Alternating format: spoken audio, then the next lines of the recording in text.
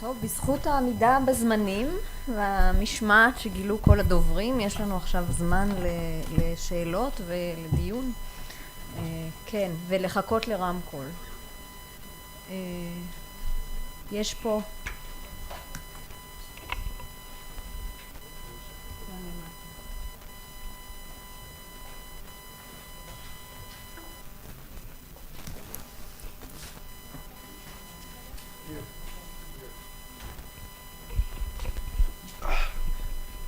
יש לי שתי שאלות, אם זה אפשר, אחד לפרופסור שווייד ואחד לקריסטיאן ויזה.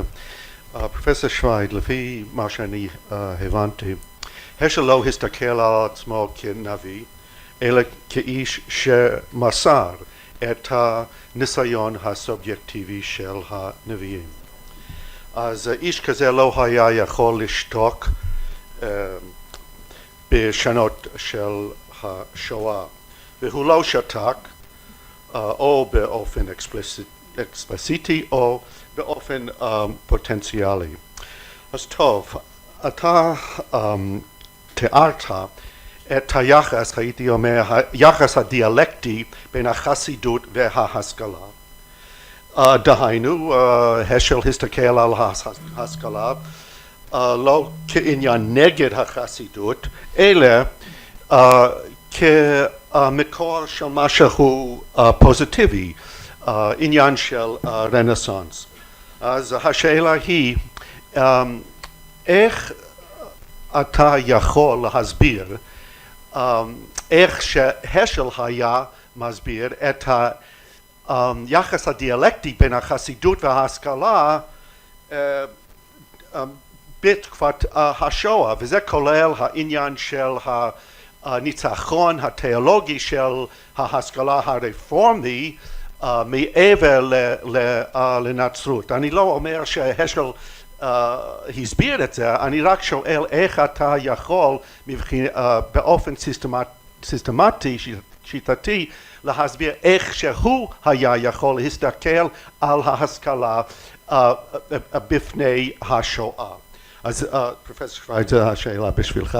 לגבי קריסטיאן, I take exception with your premise that you could compare Heschel and Jonas, and the reason is the following. Heschel was a Hasidic thinker. As a Hasidic thinker, historical reality was subsumed into, let's call it, the illuminating dialectic between his own sacred spark and the Shekhinah. Objective reality was internal to this experience of illumination. Jonas, you described him as a covenantal thinker. Now, a covenantal thinker does not separate, looks upon history as the arena of the relationship which unfolds between God and man. Those are two different things. So I'd like to hear you explain how you could compare people to individuals who come from totally different arenas. Those are my two questions. Thank you. פרופסור שווייד, אתה רוצה לענות? זה אפשר לעשות פה. אני מודה ומתוודה שאני אינני רואה מהו הקושי להתמודד עם הבעיה הזאת. אני בתוך דבריי אמרתי שהשל בעצם לא זיהה את עצמו עם אף אחת מן התנועות האלה. זאת אומרת, הוא יכול היה לפעול בתוך כל אחת מהן. לא הייתה כאן שום הגבלה. העובדה היא שהוא התחיל את דרכו במוסד מסוג מסוים, עבר למוסד רפורמי, עבר למוסד קונסרבטיבי, ואני בטוח שאם הישיבה יוניברסיטי הייתה מזמינה אותו, הוא היה מדבר והיה מקבל פועל בתוך המסגרת שלה. הייתה לו עמדה עצמאית כלפי כולן, הייתה לו ביקורת לגבי כולן, ואני חייב לומר אז שבכולן הוא נמצא כאיש צדדי. אילו הייתי מסיים את דבריי, הייתי בסופו של דבר מסביר מדוע בעצם השל לא התקבל. הרצל לא התקבל בתוך סביבתו, הוא היה אופוזיציה. ההשפעה של השל בעולם הנוצרי הייתה חזקה יותר מהשפעתו בעולם היהודי. שם הייתה יותר נכונות לקבל אותו. הדברים שהיה להשל לומר נגדו בצורה חריפה ביותר את הלך הרוח החברתי התרבותי שבא לידי ביטוי בכל התנועות שפעלו בארצות הברית באותה שעה. ובאותה מידה הוא גם הרגיש את עצמו מנוכר, כפי שנאמר כאן קודם, לגבי מה שקורה בציונות ובארץ ישראל. לגבי כולם הייתה לו התחושה שהם באיזושהי צורה מתוך ההתמסדות שלהם והרצון שלהם לשקף את הצרכים החברתיים והתרבותיים של הקהילות היהודיות במקומות האלה, בוגדות במטלה המרכזית של הדת היהודית כדת אלטי-ממסדית, כדת נבואית. זאת אומרת שהעמדה הנבואית שלו אפשרה לו לפרוש מכל המפלגות, אבל במידה שהוא רצה להיות מעורב בכל החיים האלה ולהשפיע עליהם, הוא היה יכול לפעול את הפעולה שלו במסגרות השונות הללו. ולכן אין כאן שום בעיה לגבי השאלה של היכולת שלו להתמודד עם הבעיות השונות האלה שהעלית. תודה. פרופסור ויזה, ואז... Yes, thank you very much for the question. I know this was some sort of an impossible experiment on the one hand, because I could have emphasized even more how different they are, especially Hans Jonas coming from a philosophical tradition that is very close to Protestantism, and you know, he in developing his post-Holocaust philosophy is very close to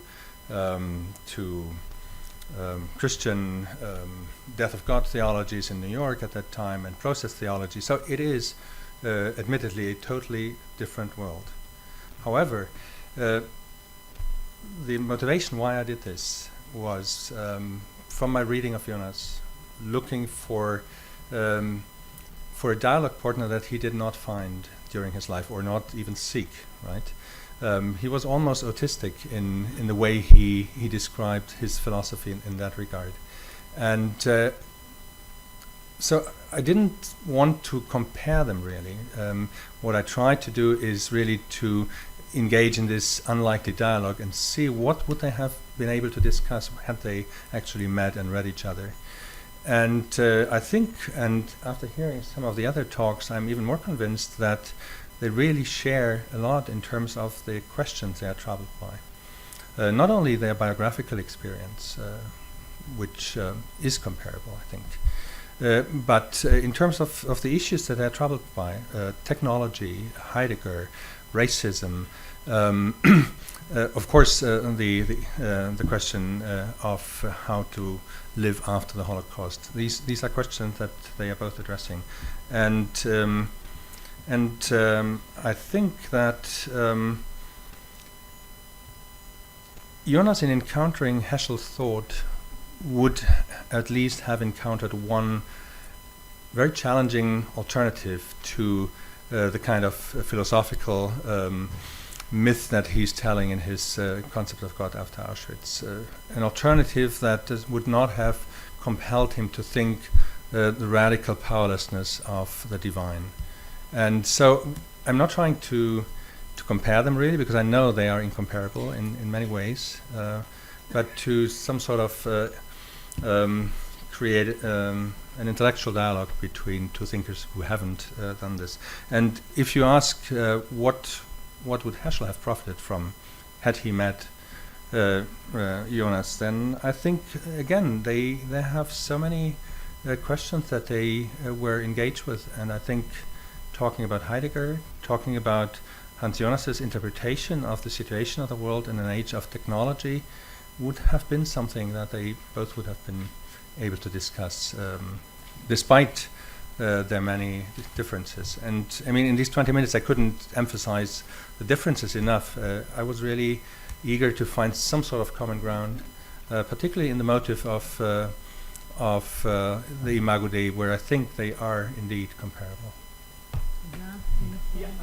הערה קצרה להרצאה השירה של פרופסור פינקלמן, דיברת שהשל דיבר על separation of powers, king, priest and prophet, זה דעת אברבנאל.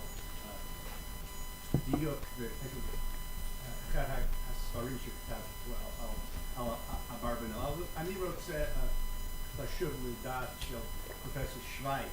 אני מזדהה עם דעת גרשון גרינברג. כמה פעמים תיארת את ההוכשולה כסמינר רפורמי. לא, אני לא אמרתי. Yes, הרבה פעמים, סמינר רפורמי. זה לא היה סמינר רפורמי, זה היה סמינר ליברלי. וליברל זה אינו רפורמי. כשהשל הגיע להיברו יוניון קולג' זה באמת היה רפורמי, קלאסיקל רפורם, פיטסבורג פלטפורם רפורם, הוא מעולם לא חש בבית, הוא היה מנוכר, הוא היה מבודד, הוא קיבל משרה ב-JTS והיה מסיבה פרידה. את קפלן מצטט זה, הוא אמר, not only students graduate from an institution, but teachers graduate from an institution. ובאמת הוא הזדהה, גם הקסם קצתי, הוא הזדהה עם ה-JTS, עם הרבנים של ה-Rabbinical Assembly, היה ביקורת, אבל אי אפשר להשוות את היחס שלו לתנועה הרפורמית לתנועה הקונסרבטיבית, כמו שארת'רינה הוא רצה לבטל את ההבדלים בין אורתודוקס הלכה וקונסרבטיב הלכה, אבל ההזדהות העיקרית שלו היה עם התנועות המסורתיות שיש להם מסירות ונאמנות להלכה בניגוד לתנועה הרפורמית. אם מותר לי רק להוסיף, אני חושב שחלק ניכר מהדברים שאמרת גם אני אמרתי, ואני לא מסתייג עם זה, אבל אני מסתייג מנקודה אחת. אני חושב שצריך, אני גם כאן, אני מצטער שלא יכולתי להרצות את ההרצאה שלי בשלמותה. המפגש של הקרוב של השל עם הרפורמה היה בגרמניה. בגרמניה הרפורמה נמצאה בתהליך של ביקורת עצמית ושל שיבה אל היהדות. הרמן כהן כהוגה הקלאסי של הרפורמה בגרמניה, לאובק תלמידו, כל המהלך, גם בובר היה בעצם תלמידו של הרמן כהן, גם רוזנצוויג היה תלמידו של הרמן כהן. המהלך הזה מול משבר ההומניזם בגרמניה, המהלך חזרה אל היהדות וחזרה אל המקורות, אפשר להשל להתקרב אל הרפורמה הזאת. כשהוא הגיע לארצות הברית הוא מצא את הרפורמה מן הפאזה הקודמת שלה עדיין. במהלך האחר שאותו ניסיתי להסביר, וכשהוא הגיע זאת לא הייתה הרפורמה שלו, זאת הייתה רפורמה אחרת לגמרי. לכן כשהוא הגיע לשם זה היה ניגוד מוחלט. המסר שלו נגד באופן מוחלט את המסר הזה. זה קרה גם ב-JTS.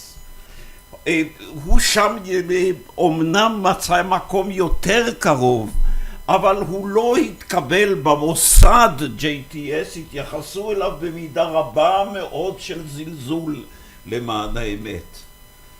והיו קבוצות של סטודנטים בתוכם שהתלהבו ממנו ונאמנו לו, אבל המוסד, האנטי-ממסדיות שלו והפתוס שלו, העמדה שלו שלא קידשה את הלמדנות הקלאסית, אלא טבעה אורח חיים דתי נבואי, העמדה הזאת נגדה לחלוטין את הלך הרוח של הפקולטי הכללי ב-JTS, והוא היה אופוזיציה בכל המקומות האלה ופעל כאופוזיציונר, אבל בגרמניה הייתה לו קרבה עמוקה מאוד אל המנהיגות הרפורמית של הימים ההם. מה שאמרת עכשיו אני מסכים לגמרי. אוקיי. עם מה שאמרת עכשיו אני מסכים. אוקיי, יש לנו שאלה שם, ואז... כן, יש לנו שאלה שם, אחר כך מישהו, כן, ואז נחזור אליך, ואז נראה אם יש עוד דברים. I wonder where your identification of Rome and Germany.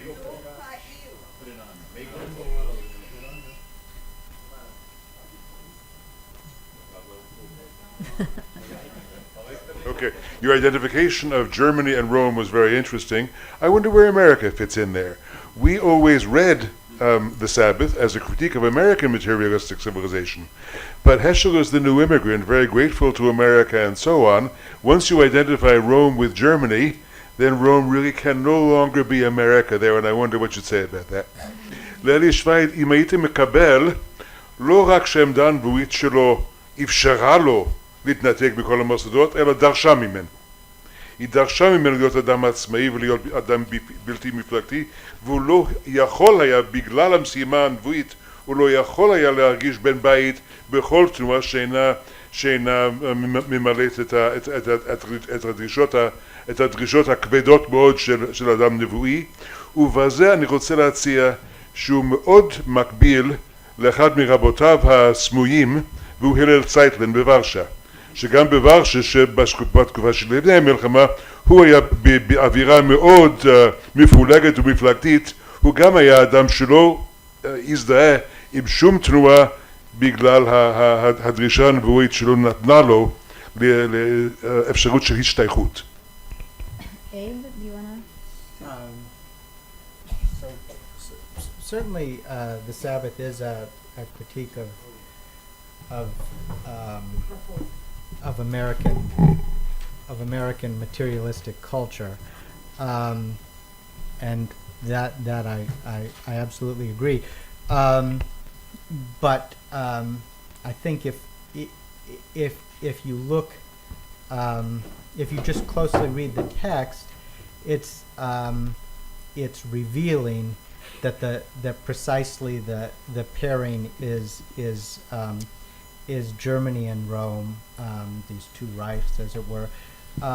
But you're also right that it in a certain way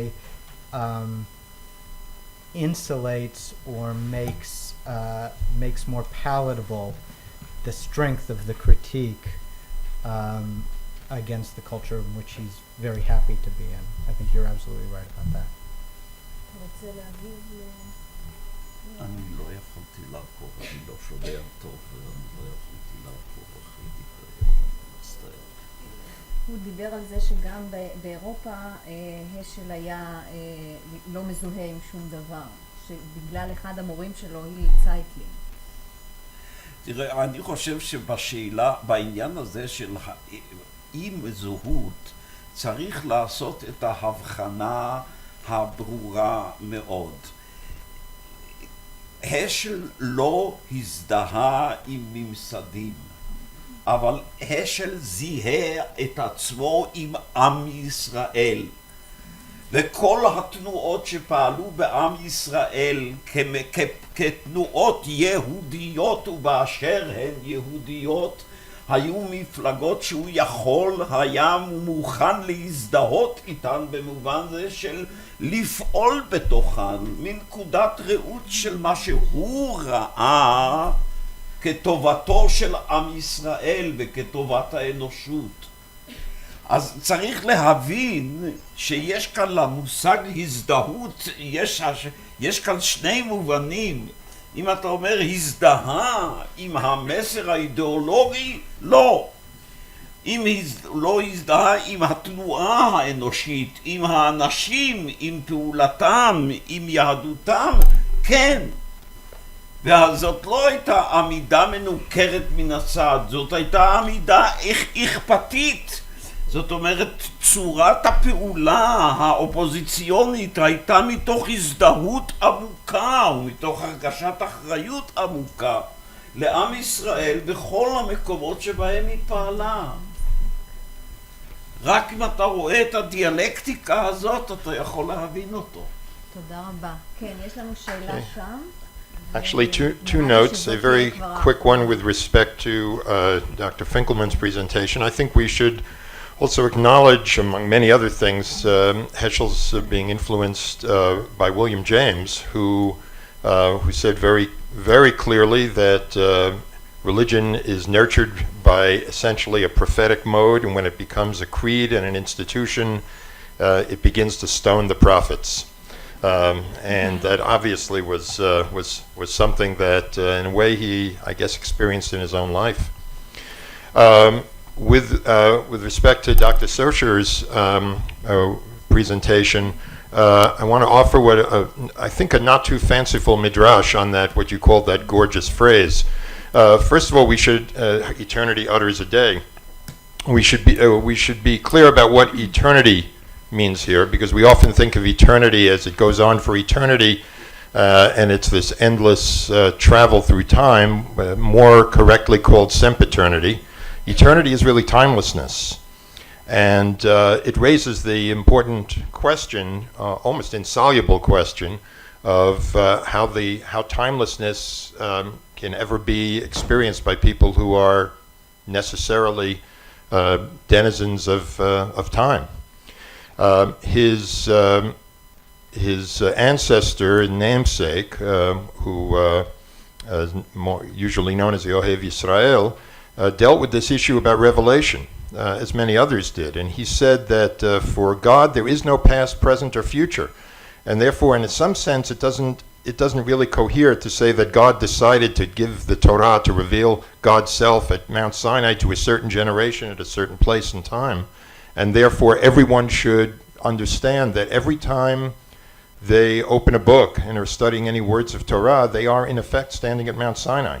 That there's some mysterious way in which that timelessness of God makes its way to us through words. And that, I think, is the key for me to understanding that word utter, because what do we utter normally is words. So in the same way, I think he's saying that words which are necessarily finite are giving us some kind of a window into this transcendent essence, that a day that we hallow, that we make into a cathedral, somehow has this ability to give us a window into this timeless realm. It's what Fishbane talked about recently as this caesura, or this eruption, which is a breaking through of something that is utterly beyond us to the world in which we live. Thank you. Abe, here's just a off the top of my head guess, is that James is a little less comfortable than Heschel with the institutional side of things, and is more going to focus on the subjectivity as the kind of the core and essence, and then the institutionalization for James is going to be further distant from the core of religion, and Heschel is going to say that it's the dialectic between the institution. Maybe that's a difference between a Jewish and a Protestant. That's just a regel achat guess, but I think you're absolutely right.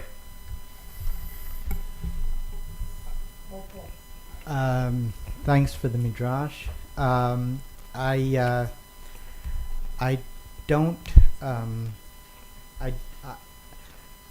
not sure that that Heschel is as conceptually clear as you suggest, and that may be fruitful, and it may not be.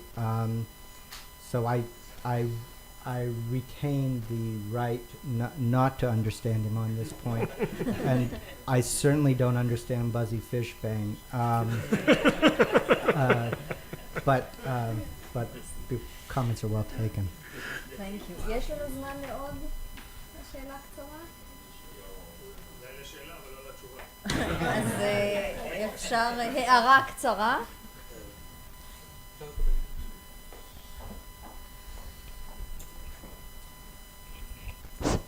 ההערה היא לא רק למה ששמענו היום, אבל אני חושב שיש לא מעט אנשים שדיברו פה בכנס ואמרו, השל אמר, השל היה אומר.